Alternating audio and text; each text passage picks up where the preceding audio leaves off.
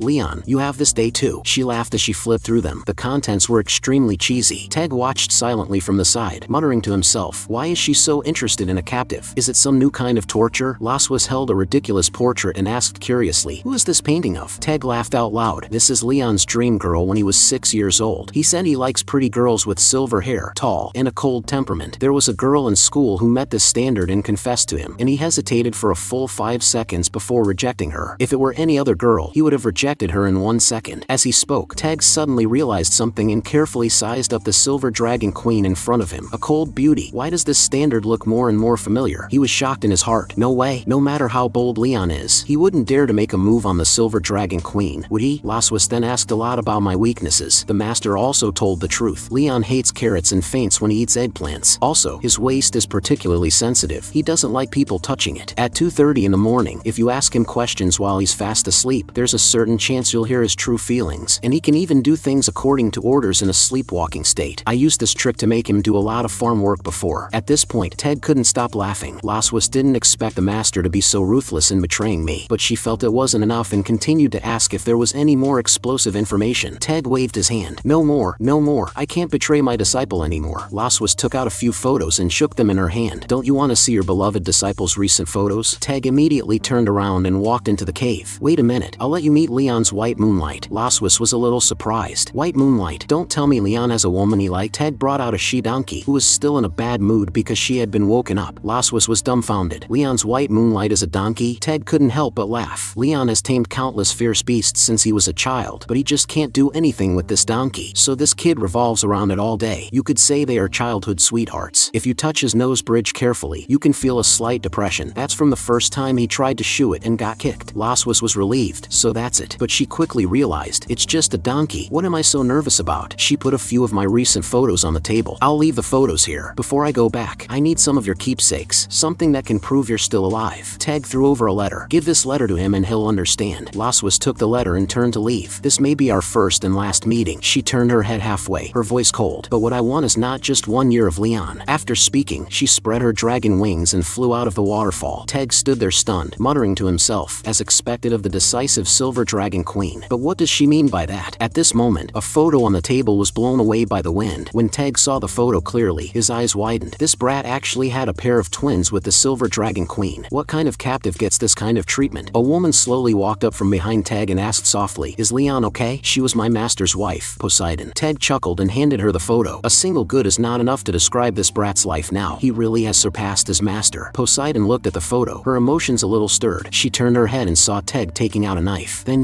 have you made up your mind? Ted's gaze was firm. It's time to clear my disciple's name as a traitor and restore his reputation. Just treat it as a meeting gift for my granddaughters. In the evening at the Silver Dragon Sanctuary, I sat at my desk. The more I thought about it, the more I felt something was wrong. Laswas had mysteriously disappeared for 2 days, and even the dragon maids didn't know where she had gone. She suddenly said she would cook herself today as soon as she came back, which was too abnormal. She walked in with 2 plates, a sinister smile on her face. Dinner is ready. Let's eat together. Mune cheered happily. Mommy's steak looks so delicious, and I stared at the dish on my plate, dumbfounded. What's this on my plate? Laswas smiled. It's a vegetable salad. I couldn't help but complain. Isn't this whole plate just carrots? Laswas smiled and corrected. It's a carrot vegetable salad. Mune asked me curiously, doesn't daddy like carrots? I stammered. Carrots are a little. Before I could finish, I was interrupted by Laswas's gentle voice. Who is it that usually tells Mune to have a balanced diet and not be a picky eater? When it's your turn, you don't eat? Mune also nodded seriously. Daddy is always dizzy. You can't be a picky eater. I gritted my teeth. I'll eat. Okay, this she-dragon is definitely doing it on purpose. Where did she get my weaknesses from? Just as I was feeling confused, she suddenly took the initiative to say, tonight you clean the room. I'll come and check. I was so scared I almost choked, and I had a bad premonition in my heart. An hour later, she pushed the door and came in, wearing a cool slip dress. I pretended to be calm and sat on the sofa, glancing at her. She smiled and walked to the big bed, slowly sat on the edge of the bed, and ordered me in a queenly tone, come here. It turned out that when Laswas came to my room, she called me over in a queenly tone. I couldn't help but complain. It's only been 2 days, and you're already like this. She smiled slightly. Yes, now turn off the lights. After the bedside lamp was turned off, I closed my eyes and lay beside her, my whole body tense. But half an hour passed, and she didn't make a single move. I quietly turned my head and found her eyes tightly closed, so I asked in a low voice, is it really that simple? She replied softly, what are you expecting? I immediately turned my back to her. Of course not. I'm going to sleep first. But I thought to myself, this is good too. I can conserve my energy and counterattack when she's at her most complacent. However, she wasn't sleeping at all. At 2:29 in the morning, those silver eyes quietly opened. She quietly sat up, took the clock on the table, and recalled Ted's words. At 2:30 in the morning, if you ask Leon questions while he's fast asleep, there's a certain chance you'll hear his true feelings. Laswas's mouth curved into a wicked smile. Let's start with a simple question. She gently pushed my shoulder. Leon Kasmod, what's your little daughter's name? I answered drowsily, Mune Melkwai. Laswas's eyes lit up. Success. She continued to test. What kind of girl do you like? I said vaguely, silver hair. She pressed on. Then why did you reject a girl who met this description when you were in school? I muttered. Although she was pretty, I didn't like her. Laswas snorted lightly. Stinking man, you didn't like her but you still hesitated for 5 seconds before rejecting her. For the 4th question, she boldly pushed forward. Besides looks, what else do you like? I unconsciously revealed, mature women, black stockings. feelings. Laswas held back her laughter. She had asked out a little secret so quickly. Then do you want to see your female classmate wear them? I shook my head. She leaned in curiously. Then who do you want to see wear them? I whispered softly. Laswas. She was stunned on the spot. Her cheeks flushed red, her little heart pounding. You,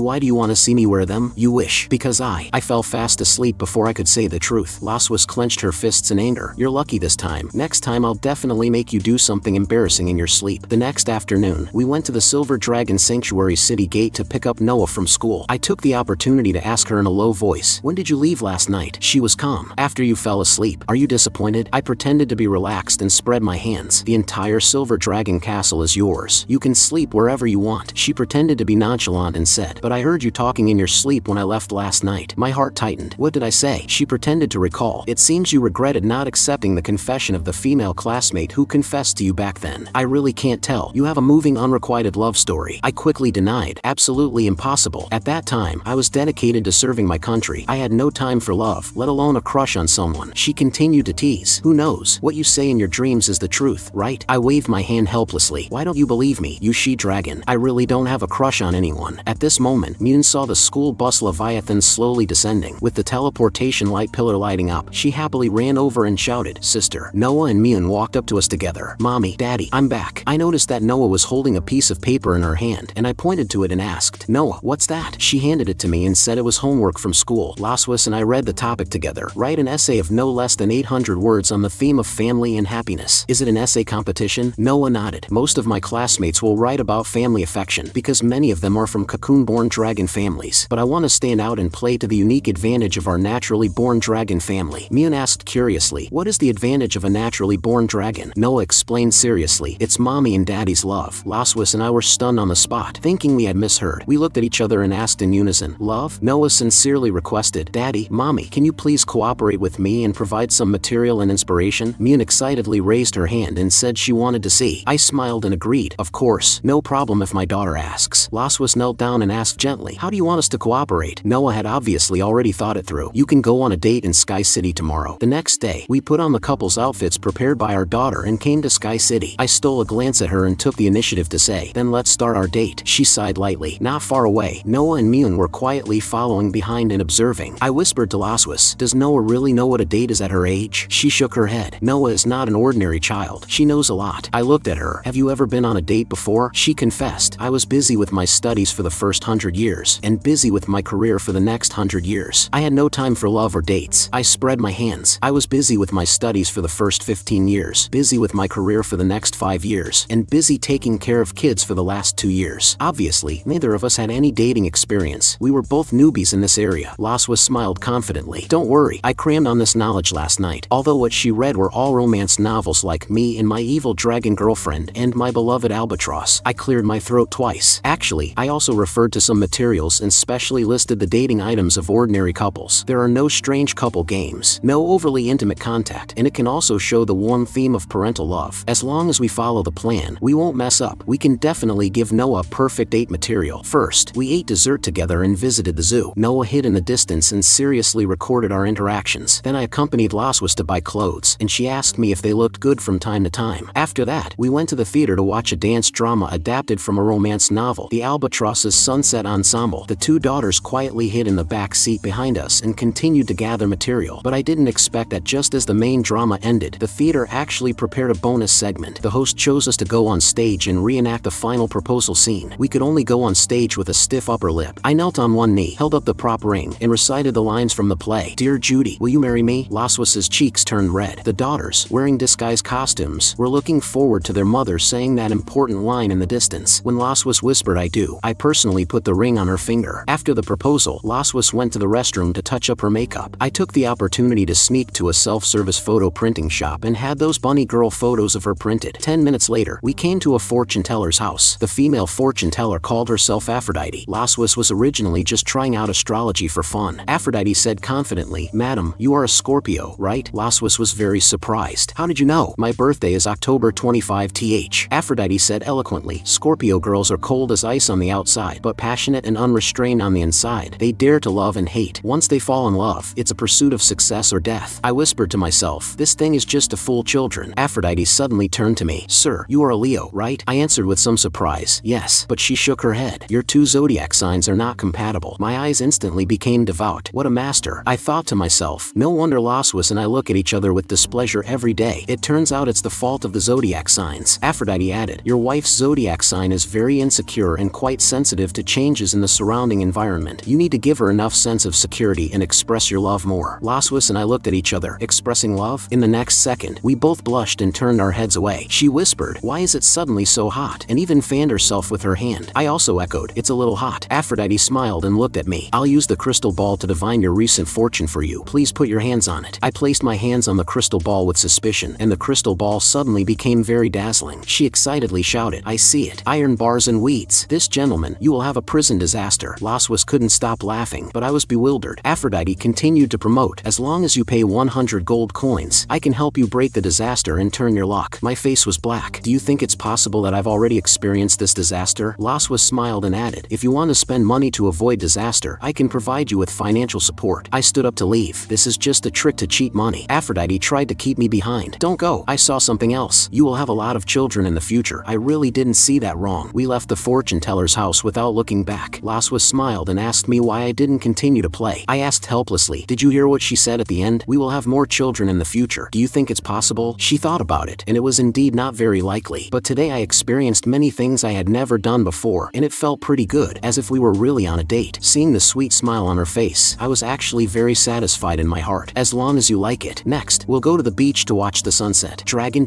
Squad. The little dragon girls formed the Dragon Squad and also quietly followed behind. We arrived at a beach not far from Sky City, which was also the last stop of today's date itinerary. As far as the eye could see, there were couples showing affection. Laswas frowned slightly. The atmosphere here is a bit too cheesy, isn't it? I smiled awkwardly. After all, this beach is a dating mecca. We can go for a walk in a less crowded place. The sunset dyed her silver hair a pale gold. She still looked so beautiful. I was a little fascinated for a moment. She turned her head and caught my gaze, stunned for a moment. Why are you staring at me? I turned my head away with a red face. Who's looking at you? I'm looking at the sun. She teased, still being stubborn. You didn't admit you dreamed of your female classmate last time either. I rolled my eyes at her. I swear, the only female creature I have a relationship with is you. Why do you keep bringing her up? I think I understand. You're so concerned. Could it be that you're jealous? She immediately reached out and covered my mouth. Actually, you said a lot of explosive things in your sleep that night. Do you want to know? I nodded, signaling her to hurry up and say it, but she just smiled and ran away. I'm not telling you. You can guess. I chased after her angrily, not knowing what other dream talk I had said. Not far away, behind a big tree, Mune whispered, Mommy is laughing so happily. Noah, however, was annoyed. Damn it. I looked for the camera for a long time this morning but couldn't find it. Otherwise I would have taken a picture of this scene. The dragon maid Anna on the side said gently, actually, it's not a pity. Noah turned her head and asked why. Anna looked at us playing by the sea and recalled what the silver dragon queen had said to her. Her Majesty said that the life of a dragon is too long, and any beautiful thing will expire one day. So for her, the fleeting beauty is the most worth cherishing. Noah and Mia nodded as if they understood, although they didn't quite understand. What Mommy said must be very reasonable. At this time by the sea, Laswas and I were having a water fight in the shallow water. You she-dragon, you just wait. She suddenly slipped and let out a scream. Just as she was about to fall into the water, I quickly rushed forward and steadily caught her waist. Our four eyes met, and our heartbeats gradually accelerated. She suddenly closed her eyes and gently kissed me. Anna gently covered the little dragon girl's eyes. Little children can't watch. We were both a little embarrassed. She looked up at me, her silver eyes carrying a hint of cunning and probing. Whether a story is perfect, the ending is the finishing touch. Then, dear Leo, do you dare to hold the hand of the Scorpio who is most incompatible with you? I snorted lightly. What's there to be afraid of? I unhesitatingly took her delicate hand. Just like that, my and Laswas's first date came to an end with our fingers intertwined in the warm sunset. Noah also successfully completed her essay and won an outstanding award. She read on the stage, my daddy and mommy are a loving and strange couple. The she-dragon and I listened attentively in the audience. After dinner, I started to hide the photos of Laswas in a bunny girl outfit. Just as I was thinking about where to hide the last one for more safety, I heard the sound of high heels from outside the door. It was her. My heart panicked, and I quickly opened a drawer and stuffed the photos in. When she opened the door, she only saw me lying on the sofa reading a book. I glanced at her. Are you going to sleep here again tonight? She smiled brightly and asked back, I can go wherever I want, can I? I put the book on the table and pretended to be nonchalant. As you wish. But I was secretly pleased in my heart. Now I have the trump card in my hand. No matter what trick this she-dragon pulls, I can handle it. She seemed to see through my thoughts and asked with a smile, so you like bunny girl outfits? I was startled, wondering if she had found the photos I had hidden, but I still pretended to be calm. How did you know? She crossed her arms and said leisurely, you were talking in your sleep that night, saying you wanted to see your female classmate wear it for you. I was astonished. I would never say that. Even if I did, it would definitely be that I only want to see you wear it. Laswas was slightly surprised. This guy, taking advantage of this momentum, actually said what was on his mind. I might as well tease him a little more. The she-dragon tried to discourage me. In your dreams, I will never wear it for you in my life. I secretly glanced at the drawer of the bedside table. It seems she didn't find the photos. The advantage is on my side. I took the opportunity to provocatively ask back, what if you wear it for me? She confidently crossed her arms. Don't waste your time. Charm and hypnosis are useless on me. Your little tricks can't escape my eyes. If you really have the ability to make me wear it for you, you can do whatever you want with me. I raised an eyebrow to confirm. Are you serious? Her eyes shone with a dangerous and charming light. But Dragon Slayer, you have to think carefully what the consequences will be if you fail. You know better than me. I no longer hesitated, stood up, calmly opened the drawer to take out the photos, and looked at her with full confidence. My dear queen, I don't need to make any plans, because I've already done what I needed to do. I threw the photos on the table one by one. This one, the light and shadow are just right, a masterpiece. This one, the expression is perfectly captured, a rare find. Laswas's face was dark all along, until I threw out the last one and announced loudly, and this one, I would call it the ultimate art. She couldn't bear it anymore and raised her hand, a dragon flame burning the photos to ashes. But I didn't care at all, because I had plenty of backups. But seeing the she-dragon angry was so satisfying. She gritted her teeth and asked, when did you take these? I quickly waved my hand to try to calm her down. Don't be excited. Don't be excited. Do you remember the few days you were in a coma after using the blood curse last time? She glared at me, both ashamed and angry, her snow-white teeth biting her lower lip. So, you're going to use these photos to threaten me? The Silver Dragon Queen was discovered by me while sneaking in to steal the photos, and she refused to come out of the bathroom. I knocked lightly on the door. What are you doing hiding in there so sneakily? Do you want to be punished? I hummed a nursery rhyme to tease her. Little rabbit, be good, open the door. Hurry up and open it. I want to come in. She replied angrily from inside. You better give up. I will absolutely not open the door. I placed my hand on the doorknob. I'll count to 3. If the door hasn't opened in 3 hours, Isha will receive your photos. In the next second, the bathroom door was opened. Laswas stood at the doorway, her face full of resentment and helplessness. I smiled with satisfaction. Now that's more like it. I stepped into the bathroom, and she subconsciously stepped back. What do you want to do? I conveniently closed the door and turned on the shower. The warm water cascaded down, instantly enveloping us in a hazy mist. What do you think? To punish you, of course. Her face was written with defiance, yet she was utterly helpless. At 2:29 in the morning, Laswas was still awake. She looked at my sleeping face and complained inwardly, letting out a cold snort. Even the strongest dragon slayer has 0 defenses while fast asleep. The time was exactly 2:30. She probed, asking me, where are the backup photos hidden? Seeing no reaction from me, she frowned slightly. Why is it like this? Was it just pure luck that I heard his true thoughts last time? She recalled Ted once saying that apart from truth-telling, dares would also occasionally work. So, she stroked my hair and softly commanded, take me to the place where you hid the photos. I let out a vague sleep mumble and actually slowly sat up. She was ecstatic inwardly. It worked. After getting out of bed, I walked towards the outside of the room. She followed closely behind, thinking to herself, letting you, this captive, be arrogant for a couple of days has made you forget who's boss, right? Just wait until you wake up tomorrow morning. Everything will return to square one. I walked like a sleepwalker all the way towards the back mountain of the Silver Dragon Sanctuary. She couldn't help but mutter in her heart, what a treacherous dragon slayer. No wonder I couldn't find the photos in the room. This back mountain is so huge, it's simply like looking for a needle in a haystack. But as she walked, she noticed something was wrong. Why is this route a bit familiar? Aren't these places all the spots he brought me to visit the other day? It wasn't until we walked into a quiet poplar woods that I finally stopped in my tracks. She probed with another question, only to see me slowly turn my head, a smug smile hanging on my face. She instantly realized, oh no, I fell for it. It turns out this guy wasn't asleep at all. He was just playing along with my act the whole time. She clenched her fists in anger. Stop pretending. I know you're awake. I smiled. Although I don't know what kind of charm magic you used to try and make me obey your every word. It didn't work. Laswas was startled inwardly. Could it be that he still hasn't realized he sleepwalks? I approached step by step. Laswas, those places we just passed by were very familiar, right? Which one is your favorite? Her face was filled with shy annoyance. I don't like any of them, especially here. I chuckled lightly. Then this place it is. This ultimate psychological blow against a dragon completely broke her defenses. Despicable dragon slayer, I'm not done with you. After the Silver Dragon Queen fell into my trap in the small woods, over the past half-month, she detailed all my evil deeds and the torment she suffered in her diary, solely to spur herself on to enact greater revenge against me in the future. Today she finally couldn't take it anymore and decided to turn the tables, otherwise it would be hard for her to ever gain the upper hand in this lifetime. Her gaze fell on Teg's letter in the drawer. She originally planned to use it to manipulate me, but given the current situation, she could only bring out this trump card ahead of time. She had the dragon maid summon me to the study. I pushed the door and entered, still smiling calmly. Does your majesty the queen need me for something? She waved the letter paper in her hand. After not seeing him for over 2 years, you must really want to know your master's current situation. graduation, right? This is his handwritten letter. Want to read it? Hearing the word master, I subconsciously reached out to grab it, but her reaction was fast, completely preventing me from touching it. Seeing the eager expression on my face, she raised an eyebrow and asked, "Want it? Then use all the backup photos you have to exchange for it." I struggled inwardly. Although I was worried about my master's safety, I couldn't be easily manipulated by her. "How do I know you're not just fooling me with a blank piece of paper?" She summoned a cluster of dragon flame in her left hand. "If you don't believe me, forget it. This is your only chance to get news of your master. If you don't want it, I'll burn it right now." "Wait a minute." I hastily stopped her, calculating in my heart. She only knows I still have 2 backup photos hidden. If I hand them over for the letter, I'll still have 2 more left in my hands, so the advantage remains with me. Thus, I pretended to be forced into a corner. "You wait, I'll go get them right now." A victorious smile rose on the corners of her mouth. Not long after, I returned to the study and placed 3 photos on the table. "These are all the backups." Laswas also kept her promise and tossed the letter over. She carefully looked at those photos. "If my sister sees these photos, my silver dragon sanctuary won't have peace for the next 200 years. They must be destroyed." But seeing a group photo of me and her among them, she sneaked a glance at me reading the letter and felt that keeping one wasn't a bad idea either. The dragon flame ignited in her hand, and the remaining photos were burned so thoroughly that not even ashes remained. She felt a heavy stone finally lift from her heart. Just then, Laswas noticed me clutching the letter paper and letting out a wail. She frowned slightly. "What did your master write to make you so moved?" I turned the letter paper towards her, and there were only a few big words on it. "The donkey as well. Do not worry," I said regretfully. "Moved my ass. If I knew he wrote this, I wouldn't have traded with you." She burst out laughing with a pfft. I analyzed seriously. That old guy never does things by the book, but would he really just say "do not worry" to a disciple he hasn't heard from in 2 years? Why does it feel like he wishes I wouldn't go back? Could he be doing something dangerous? Laswas pondered. Tag had indeed said that Leon must absolutely not be allowed to return to the Empire within a year, and she didn't want him to leave here either. She finally offered another explanation. "Your master probably just thinks you're a noob and wants you to train more here with me. Before I came here, I constantly dominated the first place on the Empire's dragon slaying leaderboard, and I hold all the physical test records at the Dragon Slaying Academy. Even if I gave him a 2-year head start, he wouldn't be able to surpass me." Laswas activated her sharp-tongued mode. "You became number 1 and then got captured by the enemy? I think you're more like a champion of captives and a champion of submitting homework." I was temporarily at a loss for words. "How about we go outside and have a fight right now?" She satisfactorily admired my expression. "Didn't I win all the previous times? Anyway, my win rate against you is currently 100%. If you're a noob, just practice more." I gritted my teeth in anger. "You just wait." The next day, I saw signs that Mune was awakening her magic talent, which plunged me into deep thought. It has been several months since I woke up, and my body has recovered quite well in all aspects, except that my magic power has been in a state of depletion. My thunder magic is an originally highly offensive element, effective whether clearing out grunts or fighting dragon kings. But now, possessing a robust physique but lacking magic power enhancement, it is impossible for me to defeat a dragon king level opponent. I clenched my fists and tried to channel my magic power. Only a few streaks of lightning flashed lazily. Just as I thought, if I want to defeat Laswas, I must find the root cause of my magic depletion. Mune tilted her head and asked curiously, "Daddy, what are you doing?" I smiled. "Daddy is practicing thunder magic. Can Mune use it too? Everyone will awaken the magic element suited for them, and you are almost at the age of enlightenment too." Speaking of this, I became very curious. What kind of magic will Mune awaken when the time comes? Will she be just like me? In this world, regardless of race, reaching the enlightenment and awakening stage means awakening a magic element, which represents the user's base power. Although one can learn other attributes of magic later in life, the speed of mastery and fluency of use are far inferior to the base element. However, there are a very few geniuses who can awaken dual element magic, which is as rare as phoenix feathers or unicorn horns. To investigate the cause of my own magic depletion, I went to Laswas and came up with a perfectly reasonable excuse. Mune is going to have her magic enlightenment soon. I don't have much experience in this area, so I want to borrow a few Dragon Clan enlightenment tutorials to study. She hesitated for a few seconds before agreeing, opening a drawer and tossing me the key to the library. "Go get whatever you want to read." I took the key, secretly rejoicing inside. I didn't expect it to go so smoothly. I had already searched through the regular library and found no clues about magic depletion. Now I finally had access to her private collection to try my luck. Just as I was about to leave, she suddenly called out to me, "Wait a minute." My heart tightened. Is this she-dragon going back on her word? I turned around and asked her what was wrong. It turned out she wanted to know what element I awakened during my magic enlightenment. I breathed a sigh of relief. "Thunder element. And you? Fire element. Almost all dragons awaken the fire element after enlightenment. Don't you even know that?" I chuckled lightly. Of course I studied that. I was just asking casually. But a doubt arose in my heart. What element would a human-dragon hybrid child awaken? So I pressed further. What did Noah awaken back then? Laswas seemed a bit embarrassed to speak, mumbling vaguely, and I didn't hear it clearly. She got angry, slammed the desk, and stood up. "Thunder element. Noah awakened the same element element as you. Are you satisfied now? I couldn't help but laugh out loud. So the daughter takes after her dad. Inheriting my power is perfectly normal. I deliberately teased her. Maybe Mune will awaken the thunder element too. Sure enough, her bizarre competitive spirit was provoked by me. Just you wait and see. Mune will definitely awaken fire. It's thunder. It's fire. She turned around in a huff. We'll see about that. After leaving her room, I took Mune to the private library on the 4th floor of the Silver Dragon Sanctuary. I picked out a few enlightenment books, and Mune excitedly pointed at a book titled Introduction to Young Dragon Magic. Mune knows this one. Sister used to read it too. Then now Mune is following in her sister's footsteps. You must study hard. Let's start class now. I explained the basics of magic to her in front of a blackboard. Magic power is a mixed force composed of physical stamina and mental spirit. It must be guided through the magic circuits in the body to release the desired effect. The little dragon girl listened very attentively. Daddy, what is mental spirit? I explained patiently. Mental spirit, simply put, is your strong desire to do something. For example, Daddy is going to pick up this book now. I demonstrated while speaking. Did I use physical strength? Well, while using physical strength, Daddy is also thinking in his heart that I want to pick up the book. It is under the joint drive of physical stamina and willpower that this action is completed. Mune blinked her big eyes and continued to ask, if Daddy doesn't really want to pick up this book, can't you still pick it up? I nodded approvingly, but in a complex matter like controlling magic, the strength of the mental spirit greatly affects the final outcome. Let's assume there are two equally healthy dragons. One loves magic, and the other hates magic. Whose dragon flame do you think will be stronger? Mune raised her hand. The first dragon. Because Daddy said magic power is made of physical stamina and mental spirit. If their physical stamina is the same, the dragon with the stronger mental spirit is more powerful. I smiled and pinched her little cheek. Mune learns so fast. But mental spirit alone isn't enough. Physical stamina is also very important. I gave Mune a thumbs up. You've been doing physical training lately, and that's great. The little dragon girl wagged her tail proudly. Of course, Mune doesn't want to fall too far behind sister. I patted her head warmly. Good daughter, start being competitive from a young age, and in the future, Daddy will count on you to outcompete those dragon kings. A few minutes later, I let Mune do her classwork first while I went to look for some reference materials. Given my current condition, my magic depletion is not an issue of physical stamina or mental spirit. During my previous sparring match with Laswas after refining the dragon vigor, I briefly used thunder magic, which means my magic power synthesis is fine. Could my magic circuits be malfunctioning? It looks like this will be a long investigative process. After dinner, Mune rubbed her little belly and lay on the table groaning. The steak mommy made was too delicious. I can't eat another bite. My belly is so full. Noah shook her head helplessly. Laying down right after eating so much will definitely make you feel uncomfortable. She pulled her sister's hand to take her for a walk to digest. Let's walk 2 laps before coming back. Before they left, Laswas told her daughters to stay safe. Then she took the dishes to the kitchen. While washing the dishes, I pretended to casually ask, I remember next Tuesday is your birthday, right? Laswas's mind stirred. The day I was born is October 15th. It is indeed next Tuesday. But then she remembered that dragons and humans calculate birthdays differently. Dragons have long lifespans. They come of age at 20. Before coming of age, they celebrate every year. But after coming of age, they only celebrate once every 10 years. Although it's still 2 years until her next birthday, she decided not to tell him that. Laswas asked back, why bring up my birthday all of a sudden? Are you going to give me a gift? I said stubbornly, how could a captive give a birthday gift to the victor? She chuckled lightly. If you don't give a gift, you should at least show some gesture, right? I pretended not to understand. What gesture? She thought seriously for a moment. For example, organizing an unforgettable birthday party for me? I pointed at myself in utter bewilderment. You're the majestic silver dragon queen. There are definitely people lining up to celebrate your birthday. Do you really need me to organize it? She shook her head. Why wouldn't I? When I had my birthday last year, you were in a coma, and the children clamored for you to celebrate with us. This year you're awake. Shouldn't you make it up to us? I muttered softly, make it up, huh? Thinking to myself that I couldn't disappoint my daughters, but I definitely wouldn't just honestly throw a birthday party for this she-dragon either. Laswas placed her hand on my shoulder and spoke with righteous conviction. To put it nicely, as a model husband, isn't it perfectly normal for you to celebrate your wife's birthday? You wouldn't want others to think our relationship is on the rocks, would you? I raised an eyebrow and asked curiously, and to put it harshly, she looked at me with the posture of a victor. What right does a captive have to bargain? You have to do whatever I tell you to do. Now that's the right flavor. I pointed at her and declared, no problem, then I will throw you an unforgettable human-style birthday. She looked smug, but if I'm not satisfied in the end, you will be punished, understand? I grabbed her hand. I guarantee your absolute satisfaction. The deal was struck. The next day, I continued teaching Mune. Noah sat quietly opposite us, holding an introduction to advanced magic and reading attentively. After the lesson ended, Mune understood everything covered today and had no questions. Noah silently observed us. Her younger sister was lively and active, disliking serious classrooms, so he used methods that Mune found interesting to teach her. Thinking of this, Noah's small face flushed slightly. He truly was the best and most skilled father at teaching dragons in the whole world. When the holidays come, I'll definitely ask him to teach me thunder magic too. you? I suddenly asked the two little dragon girls. Mune, Noah, do you know what mommy usually likes? Mune excitedly raised her little hand. Mune knows. My eyes lit up. This sweet little daughter of mine really didn't let me down. However, her words left me temporarily speechless. Mommy likes daddy. She likes him super much. I felt that in my daughter's eyes. I had simply become the ultimate pure love warrior. Mune tilted her head to look at me. Daddy, why aren't you speaking? Did Mune say something wrong? I pinched her little cheek. Baby didn't say anything wrong. But besides daddy, is there anything else mommy likes? Noah, sitting beside her, spoke softly. Mommy said that a dragon's life is too long, and any beautiful thing will have a day when it expires. So for her, fleeting beauty is the most worth cherishing. Mune and I both fell into deep thought, carefully pondering this sentence. Fleeting beauty. Huh. Suddenly, our eyes lit up at the same time. I knew what she liked. I patted Mune's hair. Daddy has to go prepare something. You guys continue reading here. Seeing me sprint out of the library, Mune asked her sister in confusion. Daddy seems really happy. Noah replied calmly. He went to prepare the thing mommy likes. I ran to find Laswas, pretending to chat casually. Pardon my asking, but how old are you this year? She replied without changing her expression. 18. I jumped in fright. She slowly added, plus 200 years. I breathed a sigh of relief, thinking I had made a mistake. Turning to look at her youthful and beautiful appearance, she really didn't look like a 218-year-old dragon. Laswas walked towards her room holding a few gift boxes, muttering in her heart, that guy clearly said he was going to throw me a birthday party, but he's been missing all day. Arriving at her door, she noticed it was slightly ajar and pitch black inside. She gently pushed the door open with her shoulder. What are you doing in my room? In the next second, the room lights flipped on, and with a pop, confetti sprayed out, slowly drifting down onto her long silver hair. She was startled, and looking up, she saw me holding a party popper with a radiant smile. Happy birthday. Laswas placed the gift boxes on the sofa and teased. Is this the surprise you prepared? It would be better if you replaced She-Dragon with my name. Next time for sure. She swiped a bit of frosting from the birthday cake with her finger. Looks good. Do humans have to light candles and eat cake for birthdays? I told her this was considered a tradition. Such a big cake took me quite a lot of effort. She sucked on the frosting. Tastes okay. I quickly stopped her. Don't rush to eat. You have to blow out the candles and make a wish at the cake first. Laswas was suspicious. Is it okay if I don't blow them out? With so many candles, are you deliberately trying to mess with me? I smiled, looking like I was waiting for a good show. You were the one who said we should follow human traditions. Human birthdays require inserting as many candles as your age. Your Majesty the Queen, please blow. Laswas narrowed her eyes, sizing me up. This guy really wouldn't give me a proper birthday. Trying to mess with me? Don't think you'll have it easy either. She suddenly grabbed my arm. Then you blow them out with me. My heart skipped a beat. It's your birthday. Why do I have to blow them out together with you? She smirked. Isn't blowing out candles with the queen an honor for a captive like you? I surrendered. I had to jump into the pit I dug myself. We both took a deep breath simultaneously and blew toward those 210 candles with all our might. The moment the candles all went out, a huge cloud of smoke rose, and we leaned against each other's shoulders, gasping for fresh air. She glared at me. You humans are so boring. Why would you have such a tradition? I retorted while panting. Under normal circumstances, we don't blow out this many candles either, unlike you dragons who casually live for hundreds of years. Since the candles are out, hurry up and make a wish. She straightened up and called out. I quietly pricked up my ears, not knowing what the she-dragon would wish for. As the silver dragon queen, she could easily get whatever she wanted, right? She closed her eyes and pressed her palms together. I hope my captive will never be able to escape. I was stunned. Wishes aren't supposed to be used like that. What if it actually comes true? She smugly opened one eye to glance at me. Mind your own business. It's my birthday. I can wish for whatever I want. I picked up a knife and started cutting the cake. It's your birthday. You're the boss. I handed the first slice of cake to her. Just as she was about to eat it, she frowned. Why are you eating that slice? It was because my slice of cake had Laswas written in jam, while her slice said happy birthday. I replied calmly. No reason. I just want to eat Laswas. After finishing it, I didn't forget to add a review. The jam is sweet and sour. Laswas is really delicious. She secretly swore in her heart. When it's your birthday, I'm definitely going to slice Leon off and fiercely smear him all over your face, letting you eat your fill. Seeing her suppressing her anger, I suddenly had a bad premonition. After we had almost finished the cake, I remembered there was still a gift to give her. I pushed her shoulders from behind toward the balcony. She looked at the deep night sky and asked me where the gift was. I slowly raised my left hand and snapped my fingers. A blue light shot into the sky from the distant woods. I proudly spread my arms as the dazzling lightning condensed into a short blessing. Happy birthday, Laswas. I explained to her. This was drawn using a thunder element magic array. Unfortunately, it can only last for a few seconds. She murmured softly. It's already enough. Only fleeting things. I finished her sentence. Are worth cherishing. Her small face flushed slightly, revealing a faint smile. On the walk back to the room, she said she was very satisfied with the birthday party I organized, and didn't expect me to be quite skilled at it. I proudly puffed out my chest. Of course. After all, I single-handedly organized the birthdays for my donkey back home. I'm very experienced. Laswas squeezed a single word out through gritted teeth in anger. Get lost. I went to her room to get the leftover birthday cake to share with the others, only only to see her yawning continuously. I casually asked if she hadn't slept well. She massaged her temples. I've just been feeling sleepy easily lately, but she muttered in her heart that her belly seemed to have gotten plumper, even though she hadn't slacked on her diet and exercise. If there was anything different from before, it was that her frequency with him had decreased. I packed up the cake and deliberately mocked her. So the queen slacks off too. I thought you were a total workaholic. She stood up and said angrily, I work from 8 to 5, all year round without a break. Can't I just sleep in a little today? You get some good rest. She suddenly grabbed her head and swayed. I quickly stepped forward out of concern. Are you sick? She didn't speak. I reached out and touched her forehead. Her temperature was normal, no fever. She turned her face away haughtily. I'm fine. I just got up too fast and felt a little dizzy. I offered a symbolic suggestion. Remember to drink more hot water. Laswas rolled her eyes at me and directly kicked me out of the room. A few days later, I was hugging an ancient tome in the library, rummaging for clues. Noah walked over quietly and asked what I was looking for. I smiled, put the book back on the shelf, and told her I was just browsing to pass the time. After all, the daughters couldn't know about the magic depletion, otherwise they would worry, and if the news reached Laswas's ears, I wouldn't be able to escape a face-to-face verbal assault. You're really too much of a noob. I looked at Noah. Is Mune done with her homework? Based on her dad's teaching efficiency and her younger sister's learning speed, she should be ready for her magic enlightenment in another half-month. I asked curiously, then do you think your sister will awaken the thunder element or the fire element? Noah cupped her chin, thinking seriously, Mommy is fire, and you and I are thunder. To make Mommy feel a bit more balanced mentally, if I were Mune, I would try my best to awaken the fire element. I was amused by her words and affectionately rubbed her head. What element you awaken isn't decided by hard work, you know. She suddenly remembered something. By the way, Daddy, the academy will be on winter break in a little over a month. Can you teach me more thunder magic then? That way, my classes next semester will be much easier. My heart skipped a beat. In my current condition, I couldn't demonstrate any powerful thunder magic at all. When it comes time to actually teach her, I'd want to show my daughter a tremendously badass heavenly thunder annihilation, but after holding it in for ages, I'd only be able to pop out a few tiny sparks. My daughter would probably say considerately, it's okay Daddy, this is quite cute too. You go busy yourself, I'll ask Mommy to teach me. This absolutely could not be allowed to happen. Family status is fought for, and the status in a daughter's heart is the same. Seeing my silence, Noah said softly, if it's inconvenient for you. I immediately agreed. Of course there's no problem. When the time comes, Daddy will definitely teach you thunder magic properly. Her eyes lit up, and her small face was filled with unconcealable joy. Daddy keeps his promises. She leaned over, hugged my neck, and placed a gentle kiss on my cheek. Thank you, Daddy. My old face turned red, feeling utterly blissful. She happily turned around and ran off to find Mune. I was suddenly fired up. For my daughter, I had to recover my magic power before the holiday. Over the past 2 weeks, I had ruled out various causes of magic depletion and tried every recovery method, but there was still no progress. Was my research direction wrong? Perhaps the problem didn't lie within me, but in some external factor. Thinking back carefully, ever since I became Laswas's captive, the only extra thing on my body was this dragon sigil. Could it be secretly absorbing my magic power? The dragon sigil was originally an auxiliary magic used between a dragon couple to uphold loyalty and add a bit of fun. When missing the other person, it would glow light purple, and during intimacy, it would turn deep purple. I went to the mirror in the bathroom to observe the dragon sigil closely. Laswas initially used the dragon sigil to torture me. If she knew the dragon sigil was draining my magic power, she would have long used it to mock me. It seems there was another reason. I closed my eyes and tried to condense my magic power. Blue electrical arcs danced around my body. I carefully sensed the flow of magic power within me, moving from my palms, arms, to my shoulders, and finally flowing toward my chest. I quickly opened my eyes, staring at the flashing electrical light at the dragon sigil. The magic power indeed vanished after flowing into my chest, but the dragon sigil only absorbed a very small portion of it. The main culprit stealing my magic power was something else. You have to know that after magic enlightenment, any caster can circulate and store magic power within their magic circuits, ready to use whenever needed. But when did this thing get inside my body? What does it want to do by absorbing my magic power? So far, no other anomalies have appeared. On second thought, since the magic power in the dragon sigil wouldn't be absorbed, I decided to accumulate magic power little by little starting today, so that I could teach Noah by the time the holidays arrived. The day of Mune's awakening arrived quickly. Laswas and I were both full of anticipation, and we started secretly competing as soon as we met in the morning. I greeted her enthusiastically. Morning, she-dragon. Nice weather today. She glanced at me, taking the initiative to greet me. Seems you're in a very good mood. Of course, because Mune is about to awaken the exact same magic element as her old man. Laswas crossed her arms and snorted coldly. Mune will definitely awaken the fire element. Dragon genetics are far stronger than you think. I was unimpressed. Then why did Noah awaken the thunder element? She yelled defiantly, claiming it was just probability. I smiled. When the awakening array lights up with the thunder element symbol later, let's see if you can still talk this tough. Meanwhile, at the venue, Anna was preparing the awakening array. Our arguing voices carried from outside the door. door. Mune turned to look, only to see us still bickering after pushing the door open. Mune absolutely takes after me. Mune trotted over happily. Daddy, Mommy, Mune is about to awaken her base element. You'll be watching Mune the whole time, right? Laswas crouched down and affectionately patted her small head. Of course, Mommy and Daddy will be with you the entire time. I also crouched down to encourage her. Relax. Just do it the way Daddy taught you. Dragon Maid Anna reported. Your Majesty, Lord Prince Consort, Her Highness Mune's awakening array is ready. We can begin at any time. At Laswas's signal, Mune jogged toward the awakening array and stood in the center. Closing her eyes, she slowly summoned her physical stamina and mental spirit, merging the two into magic power. Invisible waves of energy surged around her, blowing her clothes and hair. The awakening array beneath her feet resonated accordingly. Laswas was somewhat surprised, condensing magic power so smoothly on the first try. Usually, it takes several attempts to succeed. I looked smug. Of course, just look at who taught her. Next was the second step. Mune guided the magic power out of her body, and a few clusters of flames flickered around her. The symbol representing the fire element materialized on the awakening array. Laswas's eyes lit up. It's fire. Mune awakened the fire element. I froze for a moment. She looked at me smugly. Why aren't you smiling? Your daughter successfully awakened. Aren't you happy? Seeing my silence, she gloated and placed a hand on my shoulder. I understand you. After all, you won against me so many times before, even winning with Noah, but this time, the victor is me. However, a mix of surprise and joy appeared on my face. Laswas was confused. What's wrong? Don't you recognize that giant fire element symbol? I raised my hand and pointed at the center of the array. Mune's awakening isn't over yet. The flames around her gradually retracted, replaced by flickering, ghostly blue lightning. Laswas's pupils widened slightly. Could this be the legendary dual awakening? It turned out that as flames and lightning danced simultaneously around Mune, Laswas's pupils widened. Thunder element. It's actually the legendary dual awakening. This result exceeded our expectations. As the youngest daughter of the strongest dragon slayer and the silver dragon queen, Mune's life was destined to be extraordinary. Coupled with dual awakening magic, which only existed in ancient tomes, her future prospects were limitless. As the light of the array dissipated, Mune giggled and ran toward us excitedly. Daddy, Mommy, did you see? Mune can use two elements. Now you two don't have to argue. Laswas and I both froze for a moment. Mune is such a good child. I gently nudged Laswas with my elbow, and she immediately caught on. So we put on a display of marital bliss. Why would we argue? We couldn't be happier. Right, dear? Daddy and Mommy are both so proud of you. On the way back, Laswas decided we had to celebrate properly tonight, and Mune really wanted to eat steak. At dinner, I prepared a lavish feast. While helping Mune cut her steak, I praised. Mune did amazing today. Eat more so you can grow. A while later, Mune grabbed a chicken drumstick in each hand. Daddy and Mommy worked hard too. Mune rewards you with big drumsticks. She placed one drumstick on my plate, then walked over to Laswas and placed the other on hers. However, Laswas looked at the greasy drumstick, hesitated for a moment, and turned to eat her vegetable salad instead. I inadvertently caught a glimpse of her plate and felt a twinge of confusion. Why is this she-dragon eating so little tonight? She hasn't even touched the meat on her plate. I leaned in and lowered my voice. There's no cilantro in the food. Why do you look so reluctant to eat? She replied somewhat vaguely. My stomach just hasn't been feeling great. I probed. You're not trying to lose weight, are you? She suddenly blushed with a bit of embarrassment. Who's losing weight? I've just gotten a tiny bit heavier lately, that's all. I started gloating. If you keep losing weight like this, be careful you don't turn into a washboard. She angrily stabbed her fork into the drumstick, glared at me fiercely, and dumped the entire plate of oysters from the table onto my plate. I was dumbfounded on the spot. What are you doing? Laswas smiled. You have to eat all of these for me. I was absolutely speechless. Meanwhile, Mune remained completely engrossed in the deliciousness of her steak, oblivious to us entirely. The next morning, Laswas sat at her desk and couldn't help but yawn again. She asked Anna what was on the schedule for today. This morning, you need to review the correspondence from various clans, and this afternoon is the routine inspection of the armory. Laswas massaged the bridge of her nose. I'll handle those things tomorrow. I'm a little tired today and want to take a day off. Anna was extremely surprised inwardly. Her Majesty the Queen was famously a workaholic. For her to actively ask for a day off, could she be sick? Laswas added, if there's a truly urgent matter that requires handling. Anna immediately interrupted. Please get a good rest, Your Majesty. After speaking, she turned and left. Laswas stretched her back. Strange. I clearly went to bed very early last night, so why do I still feel like I haven't slept enough? She looked out the window at the backyard practice field, just in time to see me instructing Mune on basic magic. I said to Mune, Daddy explained a lot of features about thunder magic just now. Did you memorize them all? Mune closed her eyes to recall, then repeated word by word. Thunder magic can be single target or area of effect. Master thunder magic, possess both offense and defense, and you can go anywhere in the world without fear. I praised her for remembering well. At this moment, Laswas walked up from behind. Why are you only teaching thunder magic? Aren't you going to teach fire magic? Mune happily ran over and hugged Laswas. Mommy, let me tell you, thunder magic is super powerful. I puffed out my chest and cleared my throat twice. Show Mommy. Mune opened her small hands and gave a soft shout. In an instant, ghostly blue electrical light flickered in her palms. Before long, 2 lightning spheres gathered in her hands. Laswas was somewhat surprised. It had only been 2 days since the awakening, yet Mune had already mastered the morphological changes of magical energy. Mune looked up, her small face seeking praise. Is Mune amazing? Although a sphere is the most basic form of magical energy, her learning speed was almost catching up to Noah's. Laswas gently patted her head. Mune is very amazing indeed. Why don't you show us some fire magic too? However, the little dragon girl honestly shook her head. Daddy hasn't taught me yet, but he said fire magic is only good for burning weaklings and isn't very useful. Laswas gritted her teeth and looked at me. Aren't you going to explain yourself? I broke into a cold sweat. I was just worried that Mune would get too tired learning 2 types of magic simultaneously, so I'm taking it step by step. Thunder and fire magic are both very strong. Teaching either one first is the same. Mune, however, mercilessly backstabbed me. That's not right, Daddy. That's not what you told me yesterday. I was just about to explain when Laswas reached out and pinched my mouth shut. What else did Daddy say yesterday? Mune counted on her fingers and repeated. Daddy said fire magic's usage is too one-dimensional. Its learning curve is too low, and it offers no sense of achievement. He also said it's not as practical as thunder magic, and only idiot dragons focus solely on fire magic. Laswas laughed out of pure anger. Idiot dragons? I wonder who he's talking about. Mune asked in confusion. Why does it look like you want to eat Daddy? Laswas snorted, grabbing my clothes to drag me away. Recess is over. You're Daddy and I have some business to take care of. Go find Anna to play with. When mealtime came, the table was entirely covered in dishes made of eggplant or carrots. At dinner, I didn't know how to even take a bite. Is this the legendary last meal? I complained bitterly in my heart. So what if I didn't teach our daughter fire magic? Do you really have to torture me like this? Laswas elegantly ate her salad, even urging me to hurry up and eat. I squeezed out a smile. I don't have an appetite today. I don't want to eat. She propped her chin on her hand. How can that be? You've worked hard all day. Your body will break down if you don't eat. She turned to ask Mune, does Daddy absolutely have to eat? Mune nodded seriously. Daddy, you taught me this. You can't skip 3 meals a day. Eating on time keeps the body healthy. Laswas stabbed a small piece of roasted eggplant with her fork, claiming that I was too tired to do it myself, so she decided to personally feed me. I tried to struggle. There's really no need, but she forcefully stuffed the eggplant into my mouth anyway. In the next moment, that familiar taste rushed straight to my nasal cavity. My vision went black, and I passed out right there on the dining table. Mune asked her mother with concern, why did Daddy faint? Daddy might just be too exhausted. He'll be fine after a little rest. Laswas helped me away from the dining room, not forgetting to instruct her daughter, be a good girl and finish your meal. Mommy is going to take Daddy to rest now. I don't know how long I was unconscious. When I slowly opened my eyes, Laswas's voice came from beside me. I didn't look at her, but instead casually remarked, you actually used eggplant. How despicable. She, however, believed that in the struggle between dragons and dragon slayers, no method was considered despicable. Then she added, I just want to help cure your illness. I saw Laswas dressed in a nurse's uniform, holding a syringe in her hand. What illness could I possibly have? She leaned in close, pretending to ask with concern, need some help? I hastily refused. She pushed me down firmly. Mr. Leon, please cooperate with the treatment. Your medical record says you've frequently experienced symptoms of chest tightness. I irritably said I wouldn't cooperate. She smacked me on the head with the clipboard. Cooperate with the treatment, Mr. Leon. Yes.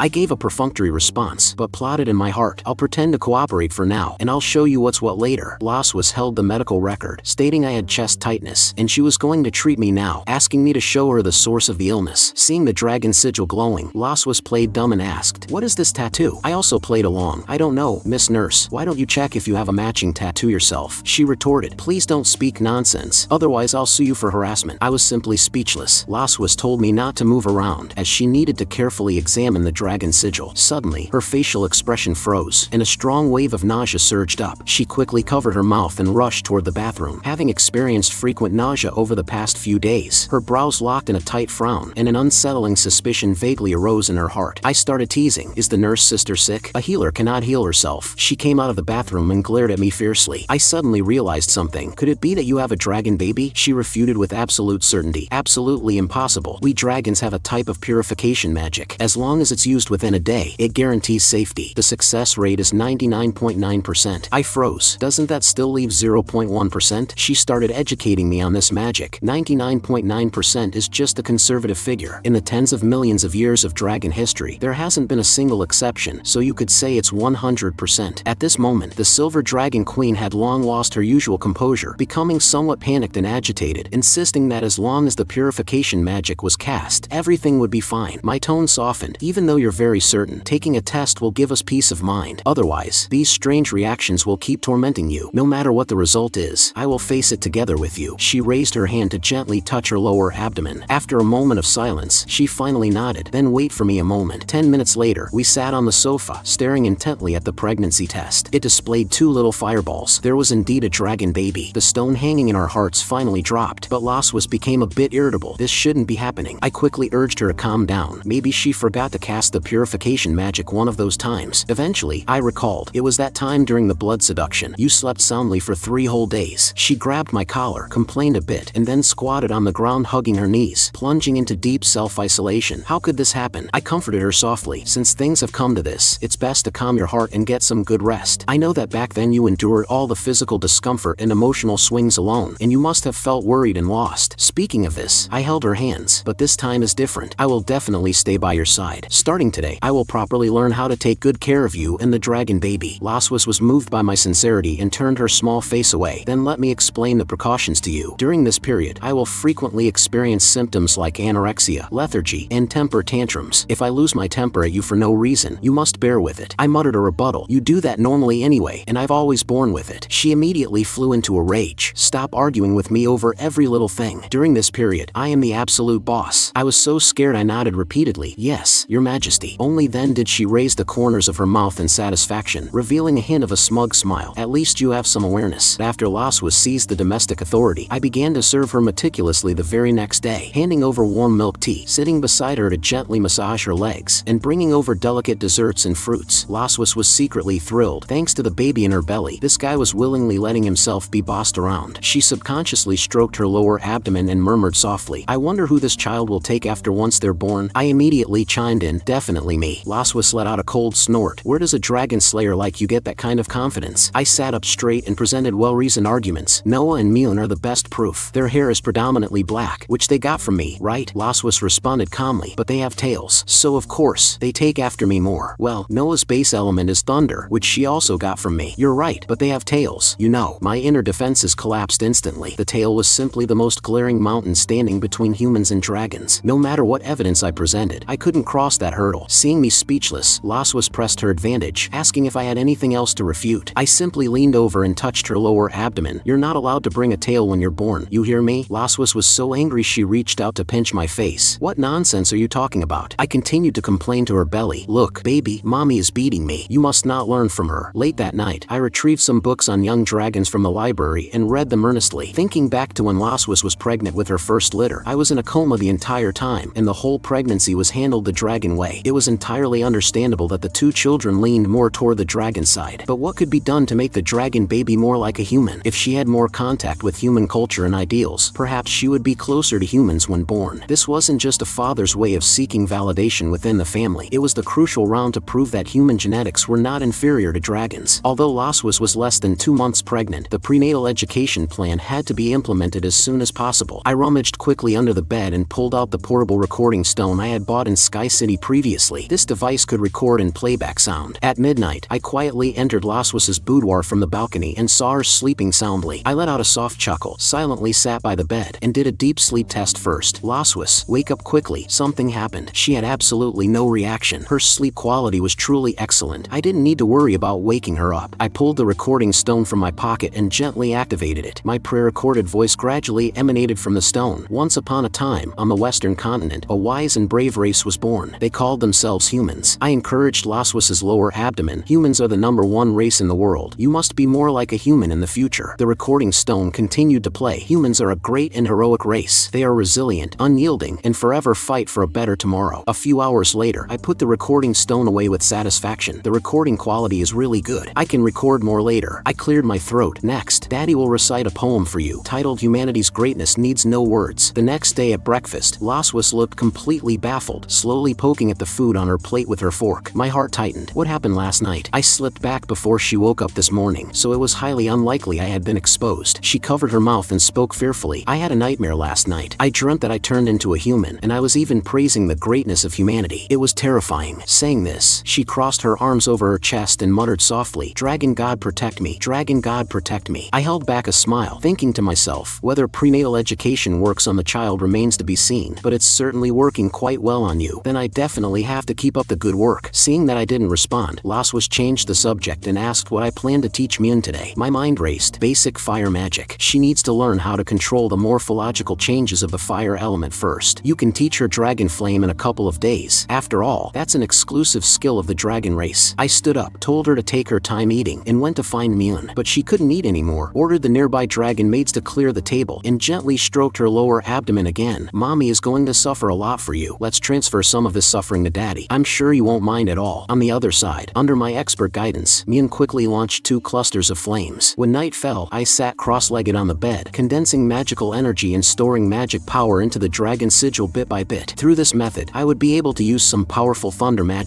Before I knew it, it was 2 a.m. It was time to execute the secret plan. However, 10 minutes prior, Laswis was tossing and turning due to things on her mind. During dinner, I deliberately avoided the topic of the dragon baby, which made her secretly suspicious. Checking the time, 2:25 a.m., she stepped out of her room in a nightgown, planning to trick me into revealing my true thoughts in my sleep. But upon entering my room and seeing I wasn't there, yet the window was wide open, she turned back toward her own bedroom on high alert. Meanwhile, I entered her room from the balcony, wondering where she had gone, when I heard her rapid footsteps. If she discovered me, my life of bright and upright integrity would be ruined. There was no time to climb back over the balcony. I could only hide in the closet for now. When Laswis walked into the bedroom, she glanced at the open balcony, assuming I hadn't returned yet. She then checked the bathroom and under the bed, but there was no sign of anyone. Finally, her gaze landed on the closet, thinking it was the only place left to hide. I was incredibly nervous. No way, am I going to be discovered this quickly? When she tried to pull the closet door open, I tightly covered my mouth, my heart pounding. Outside the closet, Laswis revealed a wicked smile, then suddenly turned and walked away. So the sleep mask was placed here. I searched for it for a long time. I really can't sleep. I breathed a sigh of relief, thinking I had dodged a bullet. Next, I just needed to wait for her to fall asleep, and I would be free. At 3 a.m., I carefully pushed the closet door open and prepared to leave quietly, but her voice drifted from behind me. My dear dragon slayer, hiding in my closet in the middle of the night. What are you doing? I instantly froze in place, retreated back into the closet, shut the door, and gritted my teeth in anger. This she-dragon was actually acting. Laswis even cleared her throat and started singing, "Little Leon, be good, open the door." "Give up. I'm not opening the door for you." Hearing my response mirror hers from back then perfectly, Laswis chuckled lightly. The feeling of catching a turtle in a jar is quite nice. She knocked lightly on the door. "Come out quickly. Are you planning to hide in there for the rest of your life?" I stubbornly refused to come out. She chuckled lightly from outside the door. "I merely wanted to chat with you." I carefully pushed the closet door open and walked out from inside. She crossed her arms, sizing me up. "What are you doing hiding in my room?" I stammered an answer. "I was just worried about you, wanting to see if you were sleeping well." She suddenly covered her mouth. "You can even make up a line like that." Saying this, she pushed me onto the sofa behind me. "I'll give you one more chance to confess honestly, otherwise I really won't hold back." I simply threw in the towel. "Anyway, you can't do anything to me." Laswis's smile turned slightly dangerous. "There's more than one way to deal with you." She snapped her fingers, and my hands were instantly bound by magic. A silver tail quietly slipped into my clothes, and I suddenly realized something terrible. She played dumb. "Don't you usually like my tail the most?" I gritted my teeth and held out. "A mere tail could make me admit defeat?" Laswis snorted with a laugh, still as stubborn as ever. She gently pinched my chin. "But don't worry too much. We dragons have incredibly precise control over our tails." I felt a little panicked inside and couldn't help but complain. "You she-dragon are too despicable. Between sworn enemies, what does despicable even mean?" Suddenly, she seemed to discover something. "Why has the light of your dragon sigil turned blue?" I quickly found an excuse. "It probably went out of control again." She nodded thoughtfully, stroking along her own tail, feeling a tingling numbness. In reality, she was being shocked by leaked thunder magic. The magic power left in the dragon sigil was running low. I had to quickly find a reason. "It's already 4 a.m. You can't stay up late. Hurry and go to sleep." But she still had no intention of letting me go. I thought about it and decided to play the emotional card. "I truly care about you. Although we always bicker normally, I understand the big picture. Right now, you are the most important one in the family. Grievances can be put aside for now." I spread my hands. "Tonight was my fault. Whether you hit or punish me, it's entirely up to you." Laswis looked serious. "We'll talk about punishing you later. Starting today, don't let me catch you again. Otherwise, you know what I'll do, right, my dear dragon slayer?" I nodded hastily in agreement. Our family of 4 was having dinner the next day. Taking advantage of this opportunity, Laswis winked at me, gesturing for me to speak up quickly. "We planned to tell our daughters today about her having a dragon baby, but we didn't know how they would react. I tested the waters with our younger daughter first. Usually, when sister goes to school and daddy and mommy are busy, do you feel bored being alone?" Mune blinked her big eyes and said she wouldn't anymore. She would wait obediently for us to finish before coming to find us. "Then what if there was another family member in the house? What do you think?" Noah looked up, vaguely guessing what I was about to say. Mune excitedly clenched her small fists. "That's wonderful. Mune really wants to keep a slime. Are daddy and mommy going to give me a slime?" Noah spat out her drink. Mune quickly leaned over to ask if her sister was okay, and Noah waved her hand. Laswis couldn't help but smile. "This new member is not a slime, nor a pet. Mommy is having a dragon baby, so you will soon have a new family member." The eyes of the 2 little dragon girls lit up instantly. instantly, their faces written with surprise. Mune trotted over to mommy, touching her lower abdomen. Mune is going to have a new family member. Seeing the daughter's joyful reactions, the stone in my heart finally dropped. I didn't expect Mune to look up and ask, Mommy, Mune wants an older sister. Noah quickly corrected her. Mommy can only give birth to a younger brother or a younger sister. She can't give birth to an older sister. Mune's eyes darted around. Then Mune wants a younger sister. Mommy has to work hard. Laswa smiled and rubbed her head. Mommy will definitely do her best. Noah suddenly asked if Anna and the others knew about this news. To avoid affecting daily work, Laswa's planned to announce it in a few months, so she hadn't told the maid corps yet. Noah cupped her chin, deep in thought. If that's the case, I suggest you cohabitate. Laswas and I both froze simultaneously. Mune tilted her head, asking her sister what that meant. Noah explained like a little adult. It means two people who love each other move into the same room. Mommy needs someone to take care of her at all times now. Mune is still young, and I'm often at the academy, so daddy is the most suitable candidate. Mune had a sudden realization. Laswas and I exchanged a glance, temporarily unable to find a reason to refute. But this matter was absolutely impossible, so I tried to persuade Noah. It's still early for mommy. It won't affect anything at all. Daddy always snores loudly. It will disturb mommy's rest. But Noah kept a straight face, shaking her head stubbornly. This matter must be taken seriously. If mommy has a hard time deciding, then let's vote. Those who agree that daddy and mommy should move in together, raise your hands. She was the first to raise her hand. Mune, the ultimate siscon, followed suit, raising her arm high. Then I agree too. I didn't state my position immediately, but looked at Laswas instead. She would definitely object. I just needed to vote the same as her. However, her answer completely exceeded my expectations. I abstain. I almost thought I had misheard. What's wrong with this she-dragon? What kind of trick is she trying to pull again? I smiled awkwardly. Since whatever I vote for won't change the result now, let's just listen to the two daughters. Noah's tense little face finally broke into a smile, silently feeling happy for mommy in her heart. That's wonderful. This way mommy won't be sad all alone. She took her sister's hand. Daddy should move over tonight. Let's go help daddy pack his things. Watching the retreating figures of the two sisters, I couldn't help but sigh. They're way too eager, but this was fine too. It would be much more convenient to implement my plan in the future. Just as I was thinking this, Laswas glanced at me. What are you looking at me for? I just didn't want to disappoint our daughters. I raised an eyebrow inquiringly. She suddenly leaned in closer. You look quite happy. I quickly looked away. Who's happy? I'm also doing this for our daughter's sake, okay? You overly confident dragon. Laswas scoffed. Who's overly confident? You better explain yourself clearly. After Laswas agreed to Noah's suggestion, the two daughters eagerly took on the roles of movers, each carrying a bag of my luggage into Laswas's room. She was curious as to why I packed so quickly, merely because my belongings consisted of just a few daily necessities and some clothes. Unexpectedly, the daughters opened the bags to help me hang the clothes in the closet. By the time I tried to stop them, it was already too late. Noah pulled out a white nurse's uniform and asked, "Is this a new style of pajama?" And Mune dragged a dress out of the bag. I haven't seen this dress before either. I hurriedly stuffed the clothes they were holding back into the bag, smiling as I explained, "These are old clothes your mommy was planning to throw away. No need to take them out." Mune excitedly pointed at the two sets of pajamas hanging in the closet. "Sister, look, they're couples pajamas. One pink and one blue." Noah noticed the tags hadn't even been removed yet and asked mommy curiously, "You bought these during your date in Sky City last time, right? Have you never worn them since?" Laswas braced herself and answered, "We just haven't been able to bring ourselves to wear them." Mune excitedly clenched her small fists. "Then daddy and mommy can wear this set of couples pajamas every day from now on." Noah looked at us and suddenly stated, "Daddy, mommy, you will always maintain this state." Laswas and I spoke almost simultaneously. "We will not separate." Noah nodded thoughtfully. "Mune and I won't disturb daddy and mommy anymore." After saying goodnight, the two little dragon girls held hands and trotted out of the room. I let out a long sigh of relief. Thank goodness they didn't see anything. I then turned to ask Laswas, what did Noah mean by that last sentence? But she couldn't guess Noah's thoughts either. She smugly patted the large sofa beside her. "This will be your bed from now on." I froze on the spot. "You've got to be kidding me. How am I supposed to take care of you like this?" She raised her chin stubbornly. "Do I need you to take care of me?" I lay down on the sofa, deliberately trying to scare her. "That's not necessarily true. What if you wake up in the middle of the night and see a spider on your pillow, quietly crawling toward your bed?" Laswas glared at me fiercely. "Shut up. There is absolutely no way a spider would appear in my silver dragon sanctuary." As a result, at 2 a.m., she tossed and turned under the covers, completely unable to sleep. Her mind was filled with that sentence of mine, making her feel as if spiders were crawling all over her the moment she closed her eyes. She bit her lip and struggled for 10 minutes before finally wrapping herself in the blanket, getting up and walking over to the sofa. "Leon, wake up. I can't sleep." I kept my eyes closed and didn't move. "Your Majesty, I still have to teach Mune tomorrow." "Then you sleep on the bed." Hearing this, my eyes snapped open, almost thinking I had misheard. Then I pulled my blanket over my head. "Didn't you tell me to sleep on the sofa? How can the Silver Dragon Queen go back on her word?" Her cheeks puffed out in anger. Without another word, she climbed straight onto the sofa, grabbed my blanket, and pulled it over herself herself. I was somewhat surprised. What are you doing? She spoke with complete justification. Since you won't go over, then I'll sleep on the sofa too. I was speechless. Don't you find it crowded? It's all your fault for insisting on talking about some spider, making me unable to sleep at night. I closed my eyes in resignation. I made my bed. Now I have to lie in it. After a moment, I asked softly, "You're not scared anymore, right?" She replied with an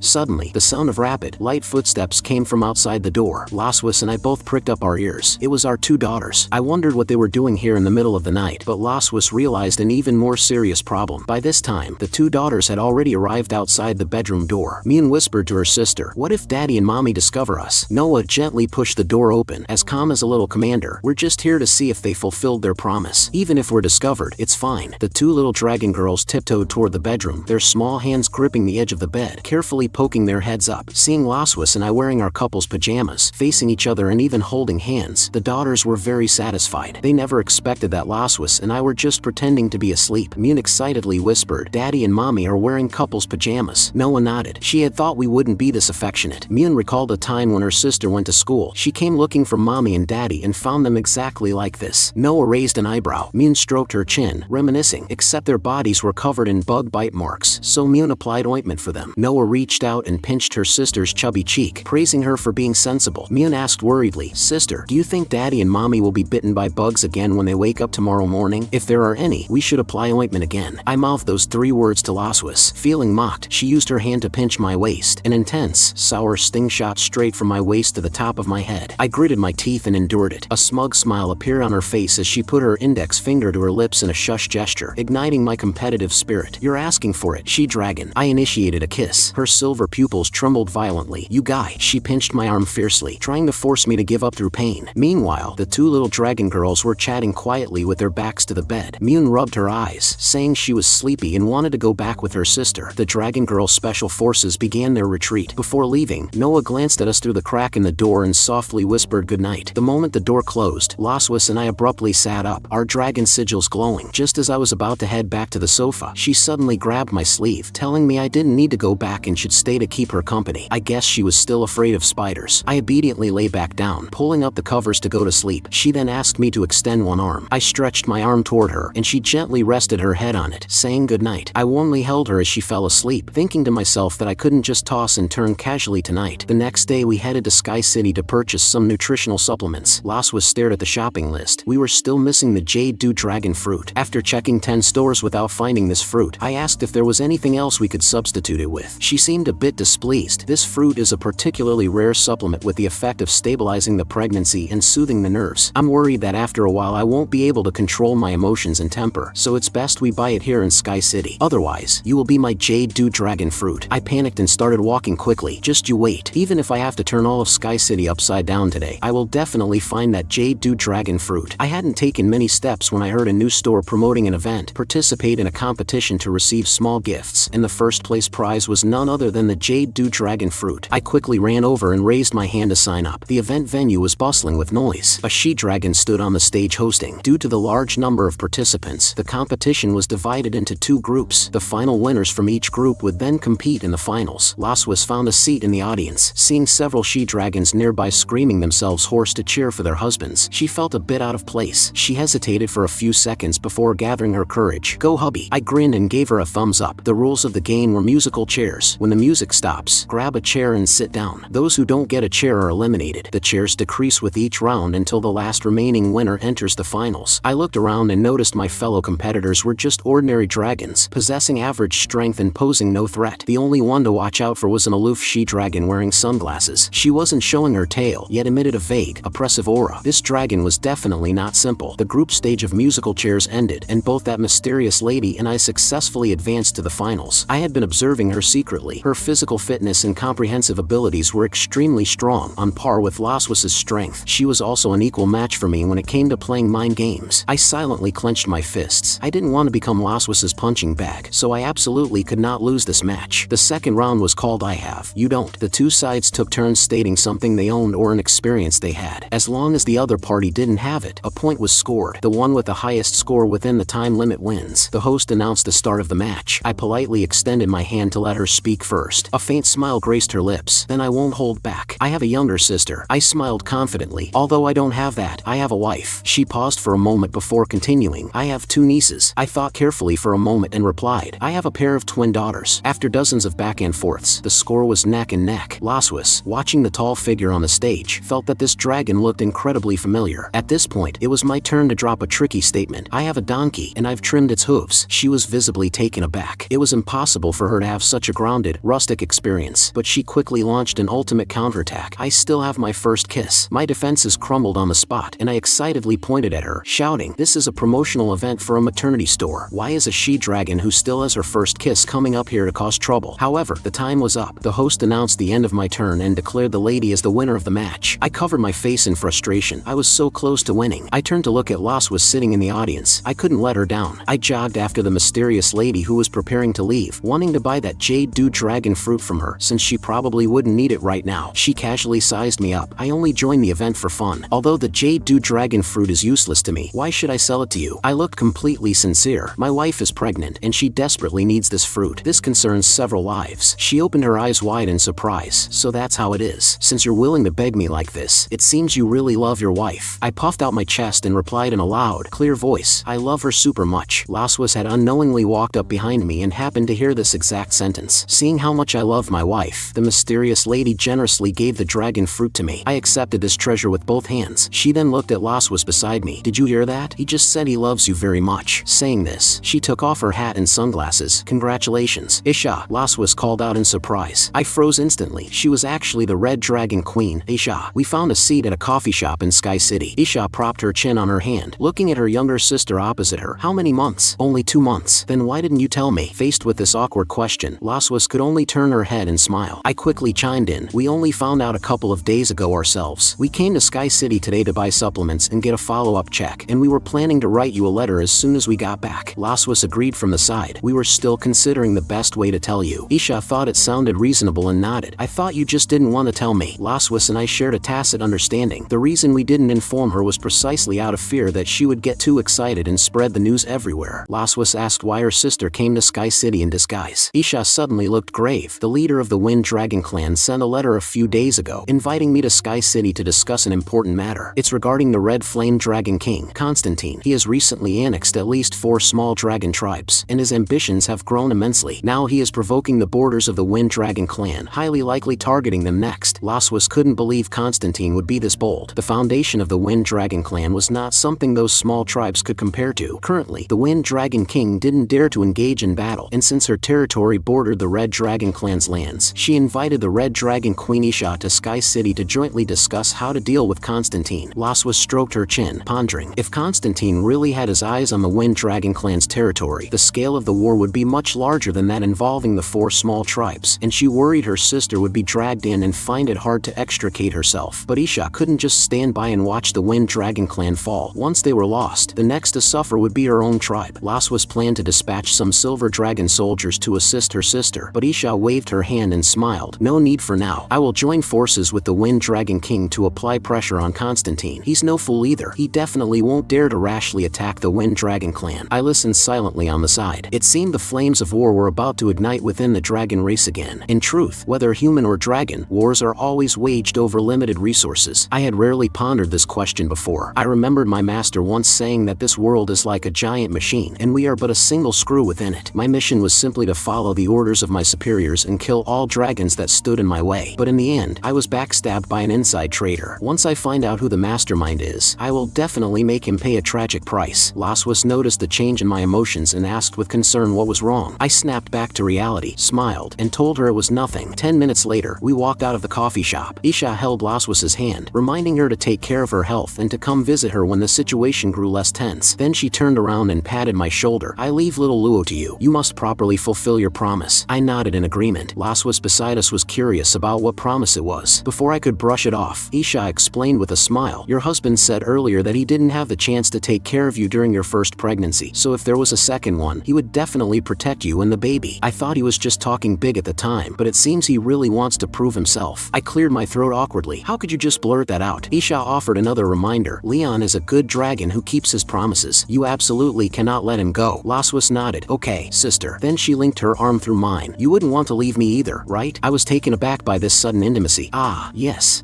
Isha deliberately puffed her cheeks and snorted. If I stay any longer, I'll probably die die from all your sickening sweetness. With that, she turned and waved goodbye to us. Not long after she left, Laswas stared into my eyes and questioned, was what my sister just said true? My eyes darted around. It was so long ago. Who can remember? After saying that, I started jogging forward. Time to go back. Our daughters are still waiting for us at home. She chased after me. Don't use this as an excuse to change the subject. You better confess honestly right now. After returning to the Silver Dragon Sanctuary and finishing dinner, I stood by the sink brushing my teeth, thinking about how I'd been condensing magic power and storing it in the dragon sigil every day. I had accumulated quite a bit of magic. Even though I couldn't provoke her right now, the plan still had to proceed. As soon as I walked out of the bathroom, I saw Laswas wearing a purple dress, sitting on the sofa flipping through documents. I casually remarked, "You really are a workaholic, still not sleeping this late." She planned to sleep after finishing the documents in her hand, and asked back, "Why do you care so much about me?" I cleared my throat twice. "I'm just worried you'll exhaust the baby." She placed the documents on the table, the corners of her mouth turning up slightly. "If you want to care about me, just say it. You don't need to use the baby as an excuse. I only care about when you're going to pass the Silver Dragon King's throne to me. That way, I, Leon Kasmod, can rule the entire Silver Dragon clan, and then I'll take over all your work, so a workaholic like you can just peacefully enjoy your retirement." She scoffed, unconcerned. "Give it a rest. I'm hundreds of years away from retirement. I'll let you do my work for me then." My eyes widened. "Wait, hundreds of years? Doesn't that mean I'd have to crawl out of my grave to help you?" She replied leisurely, "I'll find a sorcerer to resurrect your physical body, turning you into a puppet that only knows how to work. Aren't I considerate?" "You're considerate enough." Laswas turned off the bedside lamp with satisfaction. I secretly rejoiced in my heart. Once you fall asleep, my plan begins. The time quickly arrived at 2:25. I figured she should be fast asleep and was preparing to carry out my plan, but out of the corner of my eye, I caught a glimpse of her actually getting out of bed. She even leaned close to my ear to whisper and ask if I was asleep. What does this she-dragon want to do in the middle of the night? She seemed to have done something similar once before. Could it be that she used some kind of charm magic on me that makes me obedient or answers questions? Let's play along first and see what trick she wants to pull. I kept my eyes closed and let out a vaguum. Laswas looked triumphant. It worked, but I was laughing secretly in my heart. Good thing I, the strongest dragon slayer, was smart enough not to fall for this childish she-dragon's trick. I might as well keep acting along with her. She began to ask questions. "You promised my sister that you would take care of me and protect me. Was that the truth?" I answered in a ghostly tone. "It is the truth. I will protect you even if it costs my life." Laswas's silver pupils trembled violently, and her heart rate accelerated. "Does Leon really care about me that much?" She pressed further. "But we are enemies. Doesn't having such thoughts go against your heart?" By this time, I had already formulated my phrasing. In my heart, you are not an enemy, but my beloved wife, the person I want to spend my life protecting. Laswas was completely dumbfounded. I felt incredibly smug inside, guessing that she must be blushing, feeling shy, and so moved she was about to cry. "Your Majesty the Queen, it seems I am much better at manipulating a sworn enemy's psychology." Just as I was secretly relishing my victory, she spoke like a young girl experiencing her first love. "Then since when did you start liking me?" I used that drowsy tone to say, "A long time ago." She kept pressing to ask which exact time it was, stating it wasn't the Sky City date or the Hot Springs incident. Which time was it exactly? Before she could finish her sentence, she suddenly paused, realizing something was wrong. She instinctively looked at the clock on the wall. 2:30. The truth-telling phase ended at 2:31 last time. The effect only lasted for 1 minute. It was already 2:33 now. Why was he still answering my questions? This meant this guy had been playing me the whole time. Thinking of this, Laswas gritted her teeth in anger. "Good for you, Dragon Slayer, trying to play mind games with me, huh?" Her eyes darted around, and a plan formed in her mind. She asked if it was since the time she wore the beast-eared girl outfit. I answered no. She cleared her throat. "What a pity. I was preparing to give you a surprise tomorrow morning." I couldn't believe there was such a good thing. Her voice drifted over as she muttered to herself, "I think I put it here. I wonder if the outfit still fits." I felt a surge of anticipation. Should I just take a peek? But the moment I turned my head, there wasn't even a shadow of her dragon form in sight. Just as I was wondering where she ran off to, a pair of silver dragon pupils suddenly lit up behind me. "Hubby, you're finally awake." I was doomed. Before I could even react, one of her knees was already pinning down my left hand, while my right hand was tied to the headboard with a white stocking. She looked down at me from above. I was truly super moved just now. "You must be incredibly moved yourself, right?" I answered honestly. "Not moved. Not moved at all." She reached out and gently patted my shoulder. "In this Silver Dragon Sanctuary, as Prince Consort Leon, is there anything you wouldn't dare to do?" I offered an apologetic smile. "This is just a misunderstanding. Why don't you listen to my explanation?" Her smile grew even gentler. "I'm a very good listener, you know." I rattled my tied right wrist. "Then could you untie the stocking?" She shook her head. "No, I can't." I tactfully abandoned my resistance. "Then don't bother. Being tied up like this is quite nice actually." She got back to the main topic. "You really have guts, daring to deceive me. Everything you told my sister earlier was a lie, wasn't it?" I carefully weighed my words. Those words were half true and half false. Laswas tilted her head and snorted. "I don't believe you. That's just your excuse." I spoke in a spectral tone. Why do you care so much about that promise? Are you hoping to turn our fake act into reality? Before I could finish, she grabbed a large teddy bear nearby and shoved it forcefully onto my face. I struggled violently. Laswas, this is murdering your own husband. She sneered. What does it have to do with me? The one killing you is the teddy bear. Have a safe trip, hubby. But as my face was buried in the teddy bear's back, I felt something hidden inside it. Taking advantage of her momentary lapse in attention, I yanked the teddy bear away and ran a few steps forward holding it. Laswas panicked instantly. What are you doing? Give the bear back to me right now. She lunged at me to snatch it. I smiled, seeing you so anxious. Is there some shameful secret hidden inside? Saying this, I continued to run forward. I'm actually quite curious what's hidden inside a teddy bear. She sprinted after me with her long legs. Stop right there. I rushed to the balcony in a few strides, unzipped the back of the teddy bear, and pulled out a photo. It was actually a group photo of me and her. I smiled and looked at the pursuing Laswas. You still kept this photo? She remained incredibly stubborn. I simply forgot to throw it away. After speaking, she lunged to snatch it. I held the photo high above my head, continuing to expose her. Then why did you hide it inside the teddy bear I gave you? She panicked, wrapping her silver dragon tail around my wrist, seized the opportunity to snatch the photo, and with a swift motion, threw it off the balcony until the photo vanished into the dark night. I gripped the railing, looking down in disbelief. You actually did it. She walked back into the room in a huff. If I said I'm going to throw it, of course I'll throw it. Then she muttered about it being boring and went back to sleep. I suddenly remembered the line written on the back of the photo. May the silver radiance forever shine in the eyes of the one you love. And I was the person she loved. The next day, I went to the practice field to instruct Mune in basic swordsmanship. She looked up at me with a curious face, asking if I had gotten into an argument with her mommy. I froze on the spot. Did Mune actually figure something out? She recalled very seriously. At breakfast, you and mommy didn't speak a word to each other, but usually, you two always have endless things to talk about. I wasn't quite certain. Do we really talk that much normally? I felt it was also possible that my daughter remembered it wrong. Mune nodded her head. Yeah.